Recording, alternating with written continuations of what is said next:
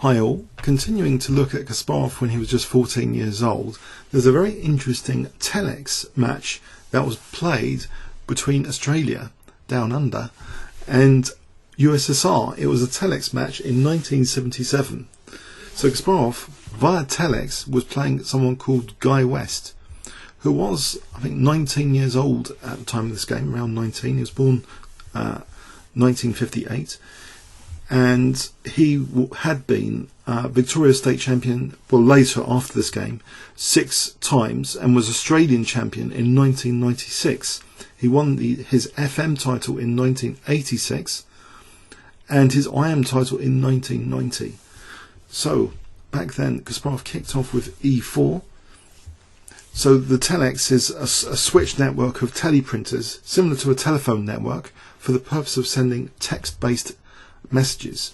So this came out on the printout to the opponent, E4, and Guy West played the Sicilian defence, knight F3, and now we see a provocative knight F6. Is Kasparov going to be provoked for E5? It's kind of Nimzowitsch version of the Sicilian. It's quite provocative, but Kasparov just plays knight C3, and we get a transposition now into what I think is called the pin variation in this game sequence, where white is allowing black to pin the knights now. It might not be the best move though in this position. The most common move is actually just D6, then there's knight C6, second most common, but bishop B4 has been played quite a bit here. And Kasparov now plays E5, after knight D5, bishop D2, white is volunteering double pawns. Black takes the opportunity to double the pawns. After B takes, he plays very, very provocatively now a bishop all the way back to F8. Usually it just goes to E7 here. So bishop F8, what is black up to? Bishop D3. Now D6, trying to undermine white's pawn. Okay, and now Kasparov plays queen E2, and black in this position maybe could try knight C6, but instead he actually played knight D7. And I wonder if you can spot what Kasparov played here if I give you 10 seconds, or you might want to pause the video. So starting from now.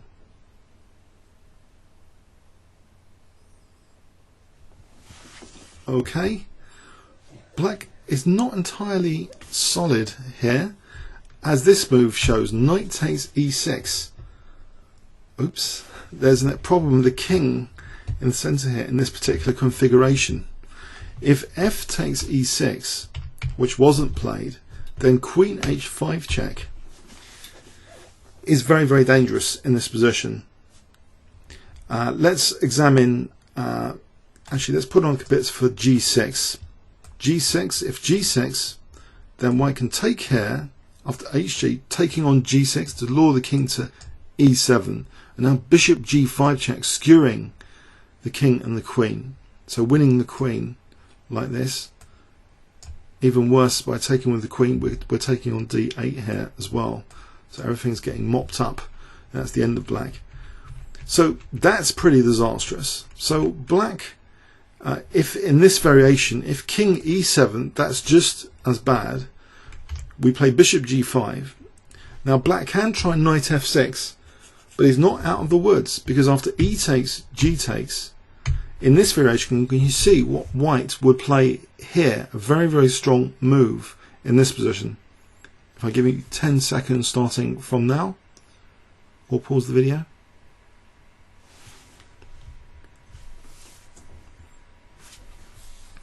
Okay, here it's a killer tactic, bishop takes F6 check, because we're again winning the queen with queen H4 check. There's no counter check for black in this position. Otherwise, if this pawn hadn't been there, or this pawn hadn't been there, if the situation had been different, sometimes there's a tactic, but there's no tactic for black here. It's just lost the queen. So these variations show that after knight takes E6, black's in serious trouble.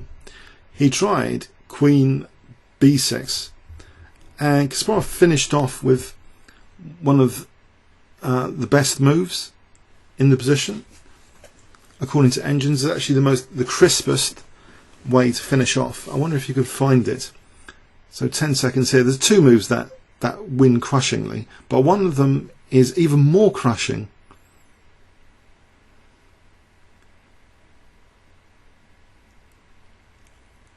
Okay. White plays in this position. Knight c7 check. So if queen takes c7, well, black resigns here. If queen takes c7, then e takes d6, wins the queen. That's horrible. If king d8, then we just take the rook. So thanks very much. Just a rook up there. That's horrible, and it's also attacking the queen. So this position after knight c7, let's just do an engine check, a final engine check here.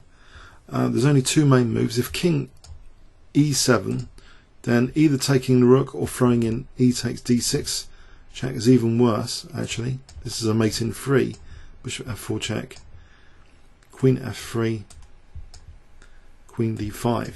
So not even having to take the rook there. So given that the three possibilities fell miserably after knight c7, it's understandable that black resigned here. Comments or questions on YouTube? Thanks very much.